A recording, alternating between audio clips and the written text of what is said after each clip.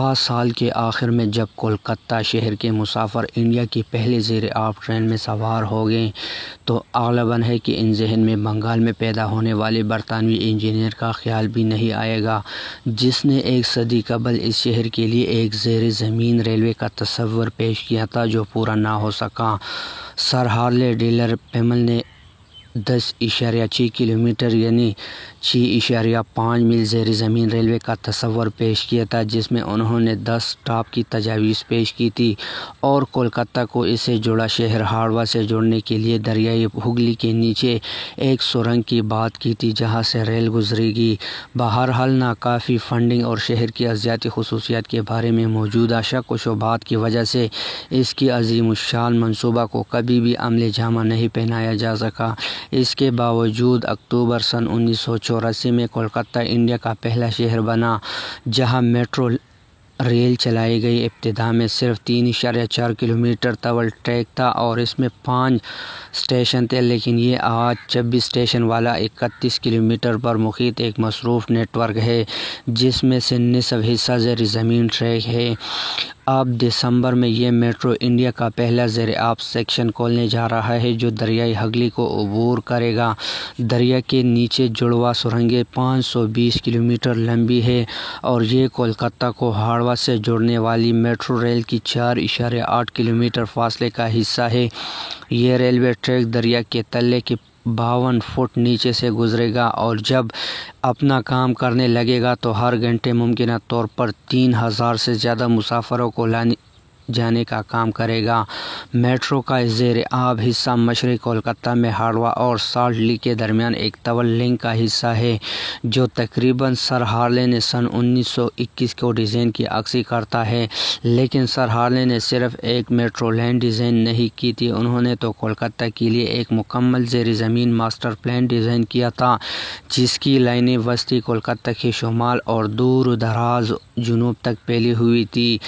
انہوں نے اپنے منصوبے کی تفصیل کولکتہ ٹو ویل ریلوے نامی کتاب میں پیش کی ہے۔ یہ کولکتہ کے پیچیدہ اور احتیاط کے ساتھ مختلف رنگوں سے تیار کردہ نقشوں، موجودہ میٹرو لائنوں کی ڈریننگ اور ٹو ویل میں آنے والی لاگت کی تفصیلی تخمینوں کا ایک مربع مجموعہ ہے۔ انجینئر نے تمام اسٹیشنوں پر اور پنکھے لگانے کی سفارش کی تھی۔ سر ہارلے نے لکھا کہ ٹرینوں میں اور زیر زمین اسٹیشنوں پر مناسب درجہ حرارت کو برقرار رکھنا بڑا سوال ہے اور سب سے زیادہ اہمیت کا حامل ہے، خاص طور پر کولکتہ میں سال کے محسوس موسموں میں زیادہ درجہ حرارت کے حوالے سے۔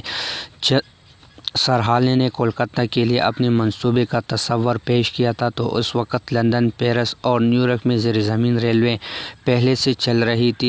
10 جنوری سن 1863 کو میٹروپولیٹن ریلوے نے جب لندن میں پیڈنگٹن جسے اس وقت بشپن روڈ کہا جاتا تھا اور فرگنڈن اسٹریٹ کے درمیان زیر زمین ریل چلائی تھی تو وہ دنیا کی پہلی زیر زمین ریلوے تھی۔ اس طرح دنیا کی پہلی زیر آب سرنگ دریائے ٹیمز کے نیچے ٹیمز ٹنل کے طور پر جنوری سن 1843 میں کھولی گئی۔ اس سر مارک برونیل اور ان کے بیٹے اسما بورڈ نامی ایک انجینئر نے مصروف دریا کے نیچے سے سامان کی نقل و حمل کے غرض سے تعمیر کیا تھا۔ اس کی تعمیر میں اس کے سارے پیسے ختم ہو گئے تھے، لہٰذا انہوں نے اسے صرف پیدل چلنے والوں کو دلچسپی کے لیے کھول دیا۔ بہرحال سن 1921 کی ٹیمز کے نیچے سڑک کے طور پر گاڑیوں اور پیدل چلنے والے کے لیے کم از کم 10 سرنگیں کام کر رہی تھیں، لہٰذا جب سر ہارلے نے سن 1921 میں اسے ڈیزائن کیا تھا تو بہت حد تک کولکتہ میں ہگلی کے نیچے ایک سرنگ کی تجویز کوئی بڑی بات نہیں رہ گئی تھی۔ سر ہارلے نے سن 1861 میں مغربی بنگال کے بیہاور ضلع پیدا ہوئے۔ انہوں نے برطانیہ کے شہر ایڈنبرا میں انجینئرنگ کی تعلیم حاصل کی اور پھر وہ لندن انڈر گراؤنڈ میں شامل ہو گئے۔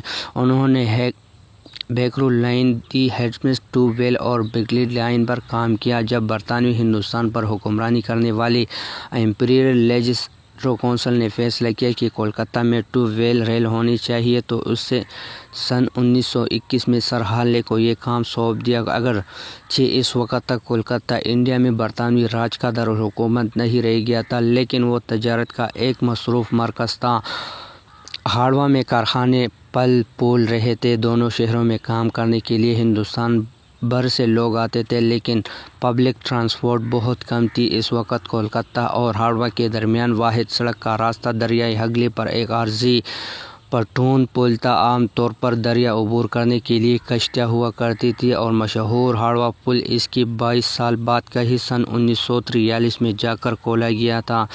سر ہارلے نے کولکتہ میں قدم رکھتے بغیر شہر کے لیے ٹیوب ویل ریل ڈیزائن کی۔ انہوں نے ایک اسسٹنٹ کو تمام ضروری معلومات حاصل کرنے اور ایسے سوالات کے جوابات حاصل کرنے کے لیے بھیجا جس سے وہ کولکتہ اور اس سے متعلقہ میونسپلٹی ہاوڑہ میں ٹیوب ویل ریلوے کی تعمیر کے متعلق رپورٹ تیار کرنے کے قابل ہو سکے۔ سر ہارلے نے موجود نیٹ ورک کے پہلے مرحلے میں مشکوک کولکتہ کے پڑوس میں آباد بدگماری اور ہاوڑہ میں بنارس روڈ نامی جگہ سے جوڑتا تھا۔ 35 لاکھ پاؤنڈ کے متوقع لاگت والی یہ میٹرو فنانس لحاظ سے بہت زیادہ مہنگی ثابت ہوئی۔ دسمبر سن 1947 میں جب ہندوستان آزاد ہو چکا تھا تو کولکتہ میونسپل گزٹ نے شہر کے ٹیوب ویل ریل کے خوابوں کے خاتمے کے صفحے اول پر خبر شائع کی تھی۔ زیر زمین ریل میں شامل اخراجات کے پیش نظر ایک میٹنگ میں ایک میونسپل کونسل نے کہا کہ اس میں شامل لاگت کے حوالے سے انہوں نے سوچا کہ دریا کے اوپر ہی ریل وے پل ہونا ہی زیادہ بہتر ہے۔ اس بارے میں بھی شک و شبہات تھی کہ آیا کولکتہ کے سیلاب سے جمع کردہ ریتیلی چمکنی اور سوس مٹی ہگلی کے نیچے سرنگ بنانے کے راستے میں تو نہیں آئے گا۔ اس طرح ہندوستان کی پہلی زیر آب ریلوے کا عظیم الشان منصوبہ سرکاری طور پر دفن ہو کر رہ گیا۔ اگرچہ سر ہارلے کے ٹیوب ریل کے منصوبے پر کبھی عمل درآمد نہیں کیا جا سکا، لیکن انہوں نے کولکتہ پر اپنا ایک نقش چھوڑا ہے۔ سن 1928 میں شہر کی بجلی فراہم کرنے والی کمپنی CESC نے اس کو کولکتہ سے ہاوڑہ کے درمیان بجلی کی تاریں بھیجنے کے لیے ہگلی کے نیچے سے ایک سرنگ بنانے کو کہا۔ انہوں نے یہ چیلنج اس شرط پر قبول کیا کہ CESC اس لیے انہیں اس ٹھیکیدار کا استعمال کرے گا جس پر انہیں بھروسہ ہے۔ CESC نے شرط مان لی اور سن 1931 میں کولکتہ کی پہلی زیر آب سرنگ وجود میں آئی۔ ہگلی کے نیچے سر ہارلے کی سرنگ آج تک زیر استعمال ہے، بس اس میں صرف پاور کیبل گزرتی ہے۔